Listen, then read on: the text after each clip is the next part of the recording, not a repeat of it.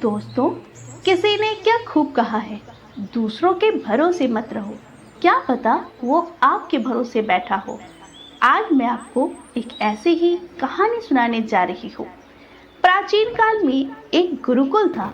उस गुरुकुल के गुरु अपने शिष्यों से हमेशा कहते, कोई भी काम छोटा या बड़ा नहीं होता, दूसरों की सहायता करो, स्वावलंबी बनो।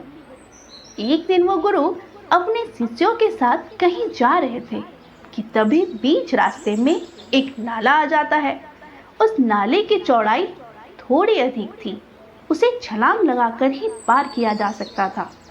एक एक करके सारे शिष्य उस नाले को पार कर जाते हैं। आखिर में वो गुरुजी भी उस नाले को पार करते हैं, लेकिन ऐसा करते समय उनका कमंडल उनके हाथ से छूटकर उस नाले में गिर जाता है। यह देखकर सारे शिष्य अब हैरान परेशान हो जाते हैं कि अब इस कमंडल को कैसे निकालेंगे। सब सिर पर हाथ रखकर बैठ जाते हैं। गुरुजी अपने शिष्यों को ऐसा करते देख हैरान थे और मन में ही सोचने लगते हैं कि मैंने इतने वर्षों तक इन्हें स्वावलंबन का पाठ पढ़ाया है और ये सब बैठकर ना जाने क्या सोच रहे हैं। कोई भी शिष्य नाले में उतरकर क्यों नहीं मेरा कमंडल निकालने का प्रयास करता है। गुरुजी ऐसा सोच ही रहे थे, तभी एक शिष्य उठा और गुरुजी के पास गया। गुरुजी मन ही मन प्रसन्न हो रहे थे कि चलो देर से ही सही, यह शिष्य अवश्य ही मेरा कमंडल इस नाले से निकालेगा। परंतु यह क्या, वह शिष्य कहता है, गुरुजी मैं सहायता के लिए किसी को ढूंढ कर लाता हूँ जो नाले में उतरकर आपका कमंडल निकाल देगा। गुरुजी की तो प्रसन्नता जैसे गायब हो गई। उन्होंने कुछ नहीं कहा। लेकिन उन्हीं शिष्यों में से एक शिष्य था जिसका नाम था श्रवण। वो अचानक से उठकर आया और नाले में हाथ डालकर कमंडल निकालने का प्रयास करने लगा। लेकिन नाले की ऊंचाई थोड़ी अधिक थी, जिसके कारण उसके हाथ कमंडल तक पहुंच ही नहीं पा रहे थे।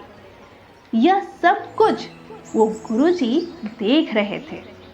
जब हाथ से कमंडल नहीं निकल पाया तो श्रवण नाले में कूद गया और कमंडल को बाहर निकाल लाया।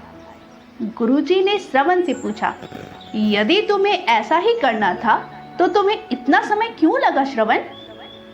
श्रवण कहता है, गुरुजी चूंकि नाला गंदा था इसलिए नीचे उतरने में मुझे संकोच और घृणा दोनों हो रही थी। लेकिन बाद में मुझे आपकी शिक्षा याद आ गई, काम छोटा बड़ा अच्छा बुरा कुछ नहीं होता, और यदि काम हमारा है तो उसे हमें ही करना होगा।